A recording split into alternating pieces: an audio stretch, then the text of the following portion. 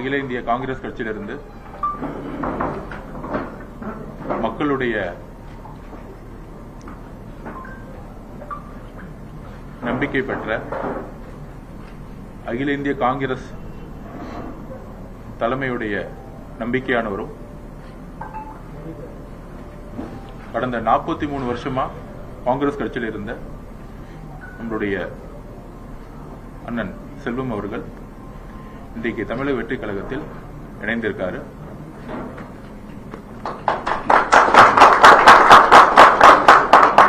அவர் இன்னைக்கு எங்களுடைய கட்சி தலைவர் முன்னிலையில் பல்வேறு மாநில பொறுப்பில் இருப்பவர்களுடன், மாவட்ட தலைவர்களுடன், மாநில செயற்குழு, அகில இந்திய காங்கிரசுடைய பொதுக்குழு உறுப்பினர்கள் அப்படின்னு சொல்லிட்டு முக்கிய நிர்வாகிகள் ஒரு 100க்கும் மேற்பட்டவர்களோடு இணைந்திருக்கிறார். அவரை அன்புடன் அரவணைத்து தலைவர் அவரை பார்த்து காங்கிரஸ் கட்சியுடைய கொள்கை என்ன, காமராஜர் ஆட்சியை உருவாக்கணும், தமிழக வெற்றி கழகத்துடைய கொள்கை தலைவரா கர்ம வீரர் காமராஜர் அவர்கள் இருக்காங்க. அந்த ஒரு காங்கிரஸ் கட்சியுடைய கொள்கைகளுக்கும் தமிழக வெற்றி கழகத்துடைய கொள்கைகளுக்கும் எப்பொழுதும் கொள்கை வேறுபாடு ஒன்றாவே இருக்கும். காமராஜரோட ஆட்சியை நிறைவேற்றணுங்கிற குறிக்கோள் எங்களோட தலைவருக்கும் எங்களுக்கும் இருக்கு. அந்த நம்பிக்கையின் அடிப்படையில் எங்களோட இணைந்திருக்கிறார். ஒரு பெரிய பயணத்தை தொடர அவருடைய அனுபவம், அவருடைய செயல்திறன் கண்டிப்பாக பெரிய அளவில் கட்சியை பயன்படுத்த சொல்லியிருக்கார் தலைவர்.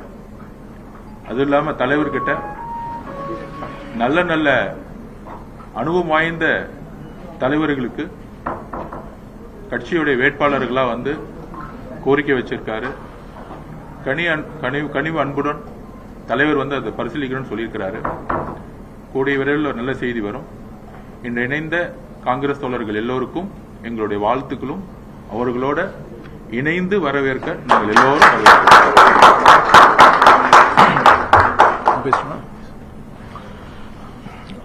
எல்லோருக்கும் வணக்கம்.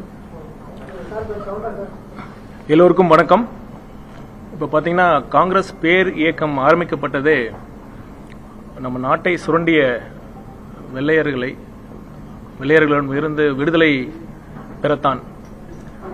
அதே மாதிரி ஒரு சூழல் தான் தற்போது இருக்கிறது. இப்ப தமிழ்நாட்டில் மற்றும் ஒரு விடுதலை போராட்டம் தான் நடந்து கொண்டிருக்கிறது. பாத்தீங்கன்னா திமுக, தீய சக்தியான திமுகவிடம் தமிழக மக்களும் தமிழ்நாட்டும் சிக்கி சின்னாபின்னமாகி கொண்டிருக்கிறது. ஒன்னா ரெண்டா சொல்லிக்கிட்டே இருக்கலாம். ஊழல், குடும்ப ஆட்சி, சட்டம் ஒழுங்கு, பெண்களுக்கு பாதுகாப்பின்மை, விலைவாசி உயர்வு அப்படின்னு பல்வேறு இன்னல்களால மக்கள் தினந்தோறும் அல்லாடிக்கிட்டு இருக்காங்க. இப்ப பாத்தீங்கன்னா ஒட்டுமொத்த தமிழக மக்களுக்கும் இருக்கும் ஒரே எண்ணம்னா ஒரு மாற்றம் வேண்டும் தான். 2 கட்சிகள் தமிழ்நாட்டை மாறி மாறி ஆண்டன. தமிழக மக்களோட வாழ்வாதாரம் அந்த சூழல் பாத்தீங்கன்னா மாறவே இல்லை. 50 வருடங்களுக்கு ஒரு முறை நிகழக்கூடிய ஒரு அதிசயம் இந்த ஆண்டு வரும் தேர்தலில் நிகழப்போகுது. நம் தலைவர் அவர்கள் நிச்சயமாக அறுதி பெரும்பான்மையுடன் ஆட்சி அமைத்து மக்களுக்கு ஒரு நல்லாட்சியை வழங்க இருக்கிறார். அந்த ஒரு பயணத்தில் இன்று இணைந்த அனைத்து காங்கிரஸ் தோழர்களையும் தமிழக வெற்றி கழகத்தின் சார்பாக வருக வருக என்று வரவேற்கிறோம். நன்றி, வணக்கம்.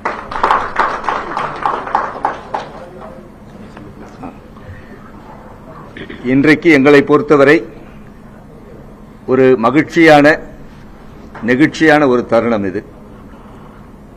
காங்கிரஸ் இயக்கத்திலே கடந்த 40 ஆண்டுகளுக்கு மேலாக பயணப்பட்டு மாணவர் காங்கிரஸ் முதல் இன்று வரை பல்வேறு பொறுப்புகளை பெற்று இயக்கத்திற்காக உண்மையாக விசுவாசமாக இருந்தோம். தலைவர் ராஜீவ்காந்தி அவர்கள் தமிழகத்திலே காங்கிரஸ் ஆட்சி மலர வேண்டும் என்ற ஒற்றை நோக்கத்தோடு 1988 13 முறை சூறாவளி சுற்றுப்பயணம் செய்தார்கள். சந்தர்ப்ப சூழ்நிலையின் காரணமாக இந்த மண்ணிலே அவர் படுகொலை செய்யப்பட்டார். தலைவர் ராஜீவ்காந்தி எந்த நோக்கத்திற்காக காங்கிரஸை பலப்படுத்த வேண்டும், காங்கிரஸ் கட்சியை இங்கு ஆட்சியை தமிழகத்திலே காமராஜர் ஆட்சியை மீண்டும் மலர வைக்க வேண்டும், இயக்கத்தில் உள்ள அனைவருக்கும் ஆட்சி அதிகாரத்தை கொடுக்க வேண்டும் என்ற ஒரே நோக்கத்தோடு தான் இங்கே தன்னுடைய உயிரை மாய்த்துள்ளார்கள். அவருடைய நோக்கத்தை நிறைவேற்றும் வகையிலே தான் தலைவர் ராகுல் காந்தி அவர்கள் தொண்டர்களுக்கு அதிகாரத்தை வழங்க வேண்டும், ஆட்சியிலே பங்கு கொடுக்க வேண்டும், அதிக எண்ணிக்கையிலே தமிழகத்திலே போட்டியிட வேண்டும் என்று மனதார விரும்பினார். அதன் அடிப்படையிலே தான் தாவேகாவுடன் கூட்டணி சேர்ந்து தமிழக மக்களின் எண்ணத்தை நிறைவேற்ற வேண்டும். இங்கே குறிப்பிட்டதைப் போல இந்த தீய சக்தி இந்த மக்களை சுரண்டி தன்னுடைய குடும்ப வளத்திற்காக சொத்துக்களை குவித்துக் கொண்டிருக்கும் இந்த திமுக ஆட்சியை அகற்ற வேண்டும் என்ற ஒற்றை எண்ணத்தோடு நோக்கத்தோடு தான் இருந்தார். ஆனால் சந்தர்ப்ப சூழ்நிலை காரணமாக சில குள்ளநரிகள், சில சந்தர்ப்பவாதிகள், சில சுயநலவாதிகளுடைய அந்த நோக்கத்தின் அடிப்படையிலே இன்றைக்கு தாவேகாவுடன் கூட்டணி வைப்பது இயலாத ஒரு நிலை ஏற்பட்டுள்ளது. எங்களுக்கெல்லாம் மிகுந்த வேதனை. கடந்த 3 மாதங்களாக தலைவர் ராகுல் காந்தி எந்த நோக்கத்திற்காக அவர் செயல்பட்டாரோ அந்த நோக்கம் நிறைவடையவில்லை. அவரையே அவர்கள் முத்தஞ்சிலே நிற்க வைத்து விட்டார்கள். அதனால் நாங்கள் மிகவும் மன உளைச்சலில் இருக்கிறோம். கிட்டத்தட்ட 80% காங்கிரஸ் தொண்டர்கள், நிர்வாகிகள் திராவிட முன்னேற்ற கழகத்தோடு கூட்டணி வைப்பதை எதிர்த்து வருகிறார்கள். ஏனென்று சொன்னால் காங்கிரசின் அடையாளத்தை கொஞ்சம் கொஞ்சமாக திராவிட முன்னேற்ற கழகம் அழித்து வருகிறது. எனவே திராவிட முன்னேற்ற கழகத்தோடு தொடர்ந்து கூட்டணியிலே இருக்கக்கூடாது என்கிற அந்த ஒற்றை எண்ணம் தான் தமிழகத்திலே பெரும்பான்மையான காங்கிரஸ் தொண்டர்களுக்கும் நிர்வாகிகளுக்கும் உள்ளது. அதுதான் காங்கிரஸை ஆதரிக்கும் பொதுமக்களிடமும் இருக்கிறது. காங்கிரசுடைய வாக்கு சதவீதம் என்பது வெறும் நிர்வாகிகளையும் தொண்டர்களையும் வைத்து மட்டுமல்ல, காங்கிரசுடைய அனுதாபி வாக்குகள் தான் அதிகமாக எண்ணிக்கையில் இருக்கிறது. அந்த அனுதாபிகள் அனைவரும் எதிர்பார்த்தது தாவேகாவுடன் காங்கிரஸ் இணைய வேண்டும், இங்கே மீண்டும் காமராஜர் ஆட்சி மலர வேண்டும் என்ற நோக்கத்தோடு செயல்பட்டார்கள். எதற்காக இதை சொல்லுகிறேன் என்று சொன்னால், காங்கிரசுடைய அடிப்படை கொள்கை மதசார்பின்மை கொள்கை. அதே கொள்கையை தான் தாவேகா தன்னுடைய கட்சியிலே வைத்திருக்கிறது. மதசார்பு என்ற ஒற்றை புள்ளி எங்களை அதிகமாக ஈர்த்ததுக்கு காரணமே இங்கே ஊழற்ற ஆட்சி அமைக்க வேண்டும், மதசார்பின்மையை இங்கே நிலைநிறுத்த வேண்டும் என்கிற அந்த ஒற்றை கோடுதான் எங்களை சார்ந்த தலைவர் பெருமக்களையும் நிர்வாக பெருமக்களையும் தாவேகாவிலே இன்று இணைத்திருக்கிறது. எனவே எங்களுடைய நீண்டகால அனுபவம், மக்களுக்கு தொண்டு செய்ய வேண்டும் என்ற எண்ணம் நிச்சயமாக தாவேகாவிலே நாங்கள் நிறைவேற்றுவோம். தாவேகாவிற்கு மக்கள் அபரிதமான ஆதரவை அளித்து வருகிறார்கள். ஒரு சைலண்ட் ரெவல்யூஷன் என்று சொல்லுவார்கள், ஒரு அமைதி புரட்சி இங்கே தமிழகத்திலே உள்ளது. அது தேர்தல் நேரத்திலே வெளிப்படும். நிச்சயமாக தாவேகா தலைவர் விஜய் அவர்கள் தலைமையிலே தமிழகத்திலே ஆட்சி அமைப்பார்கள் என்ற முழு நம்பிக்கை எனக்கு மட்டும் இல்லை, இங்க சேர்ந்தவர்களுக்கு இல்லை, அங்கே இருக்கிற காங்கிரஸ் தோழர்களுக்கும் உண்டு, காங்கிரசுடைய அனுதாபிகளும் உண்டு என்பதை இந்த நேரத்திலே மகிழ்ச்சியுடன் தெரிவித்துக் கொள்கிறேன். தேர்தல் சம்பந்தமா கூட்டணி பேச்சுவார்த்தைகள் பல விஷயங்கள் பேசப்பட்டது. தாவேகாவோட காங்கிரஸ் பேசுறாங்க, காங்கிரசுடைய மாநில தலைவர் அதை மறுத்தாரு. அந்த மாதிரி பேச்சுவார்த்தைகள் எதுவும் நடந்ததா? ஏன் எதனால தடைப்பட்டது? எது சொல்றீங்க? தாவேகாவோட கூட்டணி தடைப்படுதுன்னு சொல்றீங்களா? ஒரு சில சுயநலவாழ்வுடைய எண்ணம், தன்னுடைய சுய லாபத்திற்காக இந்த கட்சியை திமுகவிடம் அடமானம் வைத்திருக்கிறார்கள். இதுதான் எங்களுடைய எண்ணம். உங்க எல்லாருக்கும் தெரியும், உங்க மனசாட்சிக்கு தெரியும், ஊர் உலகத்துக்கு தெரியும், தமிழகத்துக்கு இருக்க எல்லா மக்களுக்கும் தெரியும் யார் அந்த சுயநலவாதிகள், யார் அந்த குறுகிய எண்ணம் படைத்தவர்கள், யார் திராவிட முன்னேற்ற கழகத்திடம் காங்கிரஸை கொண்டு அடகு வைத்தவர்கள் என்பது அனைவருக்கும் தெரியும். ஒரு துர்பாக்கியமான நிலை இது. எதற்காக கூட்டணி வைத்தார்கள், இதனால் யார் பலனடைந்தார்கள் என்பது அவருடைய மனசாட்சிக்கு தான் தெரியும்.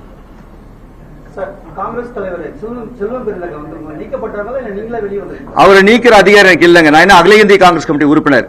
ஒரு சட்ட விதிமுறைகளே தெரியாத ஒருவரை தலைவராக வைத்திருக்கிறது அகில இந்திய காங்கிரஸ் துர்பாக்கிய நிலைமை. ஒரு சட்ட விதியை அவருக்கு என்ன அதிகாரம் இருக்கிறது, அவர் யார் மீது நடவடிக்கை எடுக்க முடியும் என்ற எந்த விஷயமும் அடிப்படை கூட ஒரு பொது அறிவு இல்லாமல் அவர் என் மீது நடவடிக்கை எடுத்திருக்கிறார். குறைந்தபட்சம் என் மீது நடவடிக்கை எடுக்க வேண்டும் என்று சொன்னால் ஷோகாஸ் அகில இந்திய காங்கிரஸ் கமிட்டி தான் கொடுக்கணும். மாநில காங்கிரஸ் கமிட்டி கொடுக்கிற அதிகாரம் இல்ல. சட்ட விதிகளை அவர் படிச்சு பார்க்க சொல்லுங்க, அதுக்கப்புறம் புரிஞ்சுக்கலாம்.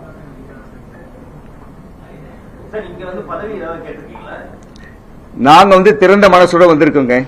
எங்களுக்கு தேவை மக்கள் விரும்புகிற ஆட்சி மாற்றம் ஒன்றுதான் எங்களுடைய ஒற்றை கருத்து, ஒற்றை நோக்கம். பதவி சுகத்துக்காக எந்த காங்கிரஸ்காரனும் அலைய மாட்டான். இது அடிப்படையில் காங்கிரஸ்காரருடைய குணம். ஒன்றிய அன்பு, அரவணைப்பு, மரியாதை, சுயகௌரவம் இதைத்தான் எதிர்பார்க்கிறான். அங்க சுயகௌரவமும் மரியாதையும் திமுக காலடியிலே அடமான வைக்கப்பட்டதை எதிர்த்துதான் நாங்க வந்திருக்கிறோம். இன்னும் இருக்கிறவர்கள் இந்த காங்கிரஸ் கட்சியில் இன்னும் பயணப்படுத்தினா அவங்களால இன்னும் மனமாற்றம் வரணும்னு நினைக்கிறாங்க. எவ்வளவு பேர் எங்களை வாழ்த்து சொல்லியிருக்கிறாங்க. நேத்துல இருந்து எனக்கு எடுத்த முடிவு சரியான முடிவு என்கிற ஒரு செய்தியை பாராட்டுவதை தொடர்ந்து காங்கிரஸ் கட்சியில் இருக்கிற தலைவர்கள், நண்பர்கள் தொடர்ந்து என்னோடு தொலைபேசியிலே எனக்கு வாழ்த்து தெரிவித்து வருகிறார்கள்.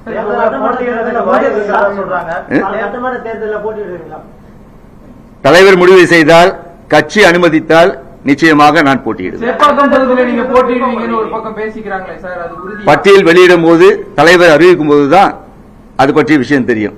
கட்சிக்காக உழைத்தவர்களுக்கு தான் கட்சியில சீட்டுன்னு சொன்னாங்க. இப்ப வேற கட்சியில இருந்து வரவங்களுக்கு சீட் கொடுக்கறத மற்ற தமிழக வெற்றி கழக நிர்வாகிகள் ஏத்துக்குவாங்கன்னு நினைக்கிறீங்களா? நிச்சயமா எல்லா கட்சியிலையும் வந்தாரை வாழ வைக்கும் குணம் மனம் படைத்ததுதான் தமிழகம். ஒருத்தரை நம்பி வந்திருக்காங்க.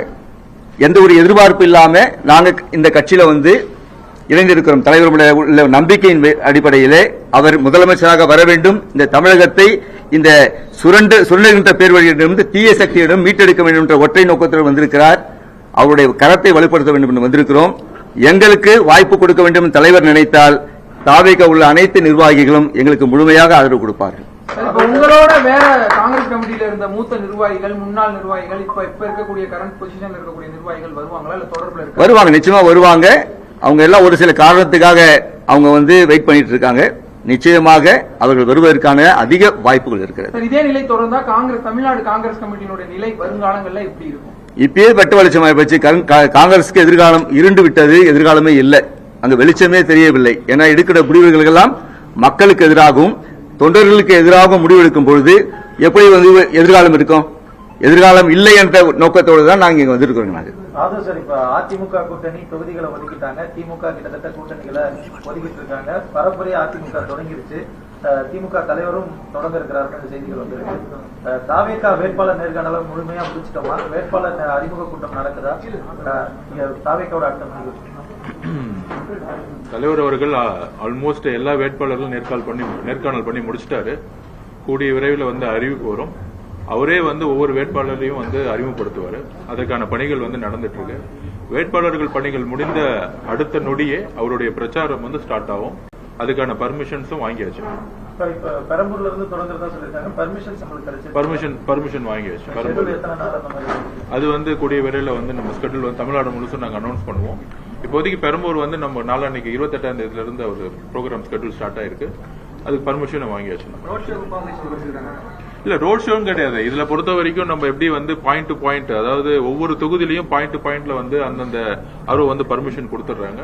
சோ பர்மிஷன் டிலே இல்ல. ஆனா என்ன பிரச்சனைனா இப்ப திமுக காரங்க இன்னும் புரிஞ்சுக்க மாட்டேங்கிறாங்க. இன்னும் மினிஸ்டரா இருக்காருன்னு இன்னும் ஒரு நினைப்பிலே இருக்கிறாங்க. இன்னைக்கு நோட்டிபிகேஷன் போட்டாச்சு. குறிப்பாக எந்த வேட்பாளரையும் தாவேகா பக்கத்துல இருந்து யார தொகுதி பொறுப்பாளரை போட்டிருக்காங்களோ இல்ல மாவட்ட செயலாளர் தேர்தல் பணிமனை போகணும்னா அவங்களுடைய அலுவலகத்தை இமிடியட்டா ஸ்டாப் பண்றாங்க, மிரட்டுறாங்க. அலுவலகம் கொடுக்கணும் மிரட்டுறாங்க. அந்தந்த எலெக்ஷன் ஆபீசர்ட்ட நாங்க கம்ப்ளைண்ட் பண்ணிருக்கோம். நாங்க குறிப்பா பாத்தீங்கன்னா இன்னைக்கு வில்லிவாக்கத்துல என்னுடைய அலுவலகம் HRNC மினிஸ்ட்ரியில இருந்து நோட்டீஸ் கொடுக்கறாங்க. அது கோயில் இடம்னு சொல்லியிருக்காங்க. அந்த மண்டபம் 45 வருஷமா அவங்க அங்கதான் தங்கி இருக்கிறாங்க. அந்த ஓனர் நாங்க அக்ரிமெண்ட் போட்டிருக்கோம். ஆனா சேகர் பாபு இன்னும் மினிஸ்டர் நினைச்சிட்டு இருக்காரு. என்னைக்கு நோட்டிபிகேஷன் போட்டாங்களோ அவர் மினிஸ்ட்ரிங்கிற அதிகாரம் கிடையாது. HRNC மினிஸ்ட்ரிக்கு எந்த நோட்டீஸ் கொடுக்க வேண்டிய அதிகாரம் கிடையாது. காவல்துறை உடனடியா அந்த HRNC மினிஸ்ட்ரிக்கு எடுத்து ஈவினிங் 6 மணிக்கு நாங்க சீல் வைப்போம்னு சொல்லியிருக்காங்க. அப்ப அப்படி எந்த விதமான அதிகாரம் கிடையாது. அந்த மண்டபம் பிரச்சனை இருந்துச்சுன்னா கோர்ட்ல இருந்து ஆர்டர் வந்தாதான் பொசிஷன் எடுக்க முடியும். இதுதான் எல்லாருக்கும் தெரியும். இதுதான் ரூல். ஆனா காவல்துறையும் இப்ப இருக்கக்கூடிய மினிஸ்டர்ஸ், முன்னாள் மினிஸ்டர்ஸ் இருக்கக்கூடியவங்க இன்னும் மினிஸ்டர் டிபார்ட்மெண்ட் வச்சு அலுவலகங்களை வந்து ஸ்டாப் பண்றாங்க. முக்கியமா தமிழக வெற்றி கழகத்துடைய தேர்தல் அலுவலகங்களை வந்து ஸ்டாப் பண்றாங்க. இதை தேர்தல் ஆணையத்திட்டம் முறையிடுவோம். அப்புறம் இன்னொரு நாளைக்கு வந்து நாங்க அப்ளை பண்ண போறோம். அதே டிஜிபி இருக்காங்க, அதே இன்டெலிஜென்ஸ் ஆபீசர் இருக்காங்க, அதே எஸ்பிஸ் இருக்காங்க. தேர்தல் வந்து நடைமுறை வந்தா எஸ்பிஸ் வந்து கண்டிப்பா மாத்தணும். இன்னும் திமுகவுடைய மனநிலையிலேயே இன்னும் முன்னாள் முதலமைச்சராக கூடிய மு.க. ஸ்டாலின் அவர்கள் பேச்சையும் அமைச்சர்கள் பேச்சையுமே கேட்டுட்டு இருக்கக்கூடிய துர்பாக்கிய நிலை தான் இன்னும் காவல்துறை அதிகாரிகள் இருக்காங்க. நாங்க நாளைக்கு வந்து எலெக்ஷன் கமிஷன் உடைய அத்தாரிட்டி கிட்ட முறையிடுவோம். கண்டிப்பாக காவல்துறையை வந்து டோட்டலா வந்து மாற்றப்படணும், இன்டெலிஜென்ஸ் மாற்றப்படணும், கமிஷனர்ஸ் மாற்றப்படணும். அப்புறம் அங்கங்க இருக்கக்கூடிய எஸ்பிஸும் சரி, டெப்டி கமிஷனரும் சரி, இப்ப வந்து எலெக்ஷன் கமிஷன்ஸோடைய பர்மிஷன் இல்லாம காவல்துறை எந்த விதமான நடவடிக்கையும் எடுக்க முடியாதுங்கிறத நாங்க வலியுறுத்துறோம். அப்படி அதுக்கு மேல அவங்க ஆக்ஷன் எடுத்தாங்கன்னா நாங்க நீதிமன்றத்தை நாடுவோம். என்னுடைய தொகுதியிலேயே இன்னைக்கு வந்து கடுமையான மன அழுத்தம் கொடுத்து இன்னைக்கு வந்து வில்லிவாக்கத்துல சேகர் பாபுடைய ஆளுங்க வந்து HRNC மினிஸ்டர்ங்கிற போர்வையில வந்து நெருக்கடி கொடுத்து ஆபீஸ வந்து சீல் வைக்கணும் வந்திருக்காங்க. அது வந்து ஜனநாயகத்துக்கு எதிரானது நான் பதிவு பண்றோம். நான் தேர்தல் பொறுப்பாளராக இன்னைக்கு இருக்கிறேன். தலைவர் இன்னும் ஒரு 2 நாள் ரிசல்ட் அனௌன்ஸ் பண்ணும்போது தெரியும் எங்க போட்டியிருந்து. எலெக்ஷன் கமிஷனுடைய 214 தொகுதி என்னோட தொகுதி தான். பெரம்பூர் என்னோட தொகுதி தான். இங்க இருக்கிற பெரம்பூர் என்னோட தொகுதி தான், கொளத்தூர் என்னோட தொகுதி தான், எங்களோட தொகுதி. ஓகேவா? சரி, அப்படி எங்களோட தொகுதி 234 தொகுதி நெருக்கடி அதிகமா கொடுக்கறாங்க தேர்தல் வரும்போது.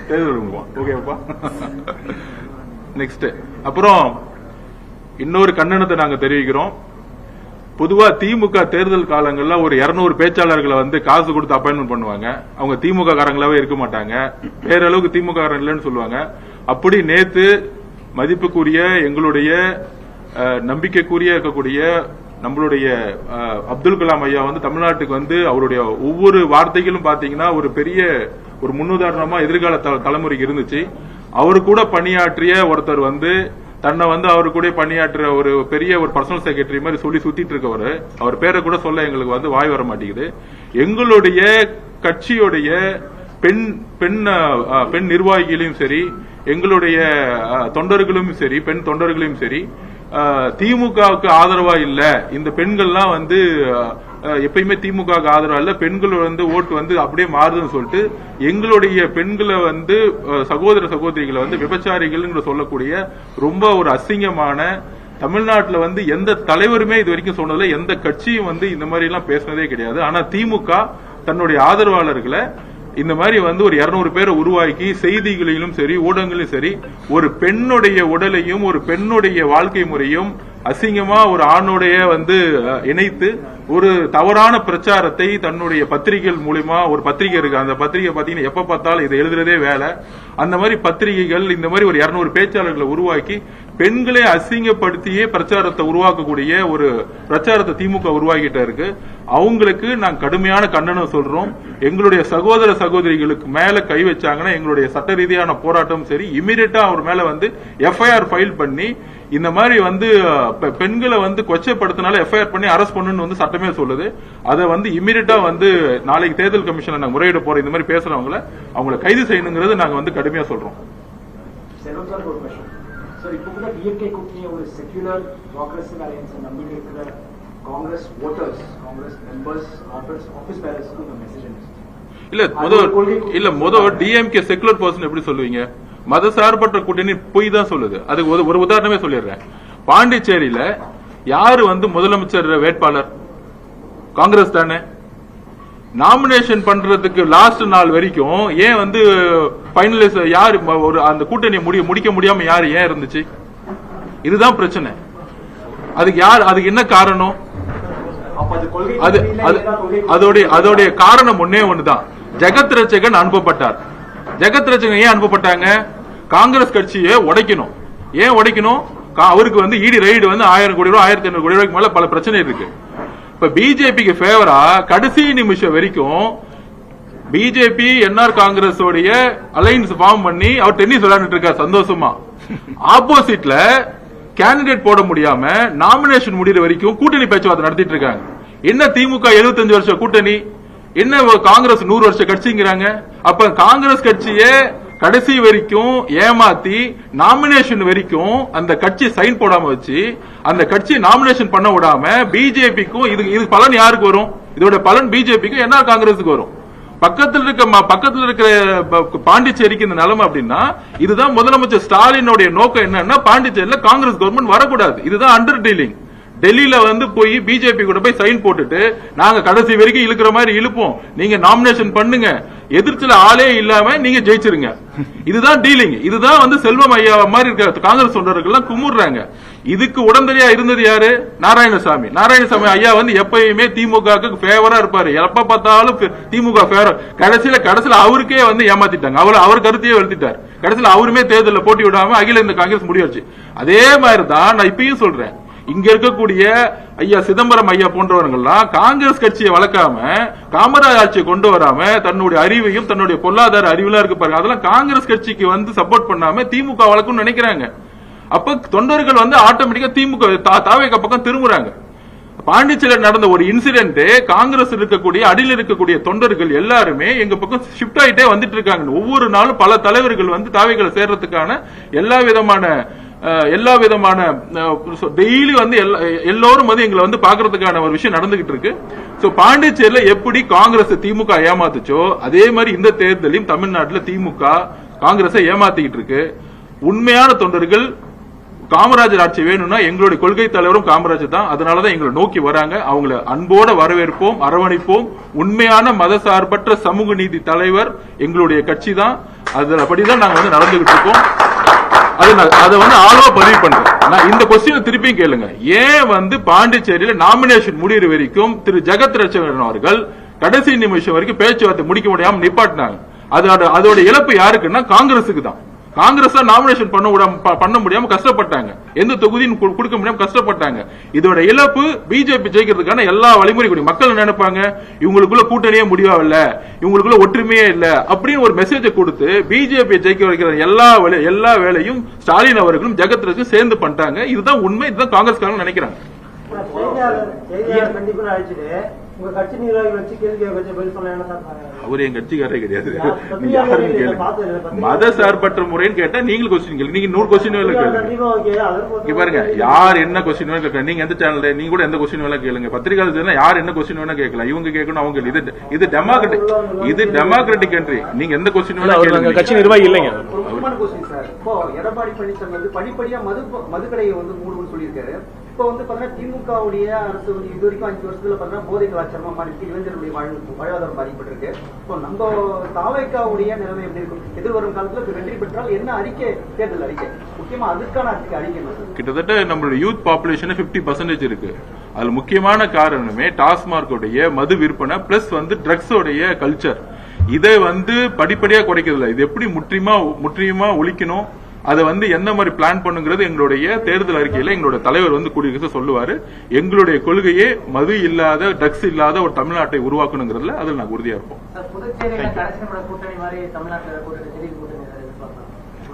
இன்னும் ஒரு நாள் தலைவர் எல்லா கேண்டிடேட்டும் அனௌன்ஸ் பண்ண போறாரு. அதெல்லாம்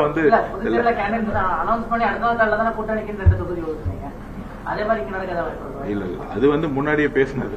இந்த வேட்பாளர் அறிமுக கூட்டம் எப்போது சார் திட்டமிட்டபடி நாளை நடத்துமா இல்ல தள்ளி போதா சார்? இன்னைக்கு நைட் உங்களுக்கு அறிக்கை வந்துடும். தேங்க்யூ. இன்றைக்கு தாவேகா தலைவரை நேரில் சந்தித்து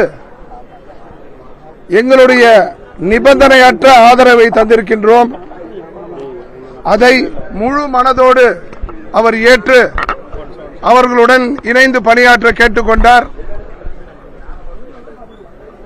இந்த நிலையிலே மிகப்பெரிய வெற்றியை பெறும் வாய்ப்பை பெற்றிருக்கின்ற 234 தொகுதிகளிலும் வாய்ப்பை பெற்றிருக்கின்ற தாவேகா கட்சிக்கு எங்களுடைய கிளை முதல் மாவட்டம் வரை அனைத்து நிர்வாகிகளும் அந்த கட்சிக்கு தேர்தலில் பணியாற்றி வெற்றிக்கு பாடுபடுவோம்.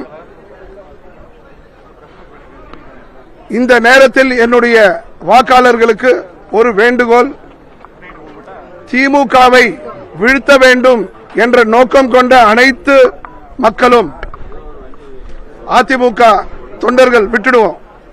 பிஜேபி தொண்டர்கள் விட்டுடுவோம், அவங்கவுங்க கடமையை செஞ்சுக்கிட்டோம். ஒட்டுமொத்த மக்களும் திமுகவை வீழ்த்த வேண்டும் என்று நினைக்கும் அனைவரும் உங்களுடைய வாக்குகளை சிதறாமல் பார்த்துக் கொள்ள வேண்டும். அதுதான் முக்கியம். அங்க கொஞ்சம் இங்க கொஞ்சம் இங்க கொஞ்சம் அங்க கொஞ்சம் போட்டுட்டீங்கன்னா யார் வரக்கூடாதுன்னு என்று நினைக்கின்றோமோ அவர் வந்துருவாங்க. அதனால தயவு செய்து உங்களுடைய அனைத்து வாக்குகளையும் திமுகவினுடைய அராஜக ஆட்சி, கொடுங்கோல் ஆட்சி, பாலியல் வன்கொடுமை கொண்ட கட்சி, ஊழலில் திளைத்த கட்சி முறியடிக்க வேண்டும் என்று சொன்னால் தளபதி தவேக தலைவர் விஜய் அவர்களை மிகப்பெரிய அளவிலே அவரை நாம் பயன்படுத்திக் கொள்வோம். அவருக்கு என்னங்க போச்சு? அவர் சம்பாதித்துக்கு எப்படி வேணா தன்னுடைய வாழ்க்கையை வழிநடத்தலாம். இருந்தாலும் எனக்கு அளித்த மக்களுக்கு நான் திரும்பி செய்ய வேண்டும் என்ற ஒப்பற்ற 2 விஷயம் சொல்லியிருக்காரு. ஒன்னு ஊழலற்ற ஆட்சி, இரண்டாவது சமரசமற்ற சட்டம் ஒழுங்கு. இந்த 2 மட்டும் தாங்க தேவை. இனம், மதம், ஜாதி, மொழி, கலாச்சாரம் இந்த பிரச்சனை எல்லாம் உலகம் இருக்கிற வரைக்கும் இருக்கும். அதை மடைமாற்றம் செய்யாமல் தலைவரே சொல்லியிருக்காரு.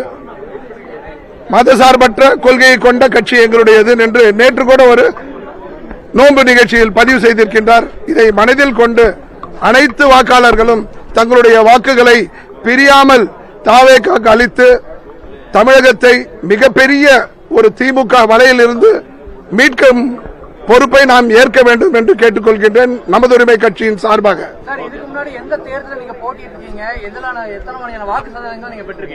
ஏறத்தாழ 40 ஆண்டுகளுக்கு மேல் அனுபவம் கொண்ட நான் கடந்த ஓராண்டு முன்புதான் கட்சியை துவங்கி இருக்கோம். எங்களுக்கு ஒரு 10 லட்சம் உறுப்பினர்கள் இருக்காங்க. எங்களுடைய சதவீதம் படி பாத்தீங்கன்னா 2%. அந்த 2% வாக்கையும் பிரித்து திமுக வருவதற்கு வழிவகுக்க கூடாது என்பதன் அடிப்படையிலே எங்களுடைய தேர்தல் துவக்கத்தை உள்ளாட்சி தேர்தலிருந்து ஆரம்பிக்கலாம் என்று முடிவெடுத்திருக்கிறோம். இல்லங்க, அந்த இப்ப எங்களுடைய பணி என்னன்னா தாவேகா அவர்களை தாவேகா கட்சியை வெற்றி பெற செய்ய வேண்டும். அதுதான் எங்களுடைய நோக்கம். அதற்காக 234 தொகுதிகளையும் எங்களுடைய சட்டமன்ற தொகுதி தலைவர்களையும், மண்டல தலைவர்களையும், நகராட்சி தலைவர்களையும், நகர தலைவர்களையும் அனைவரையும் தாவேகா கட்சிக்கு வாக்கு சேகரிக்க பயன்படுத்திக் கொள்வோம். ஓகே சார், நன்றி.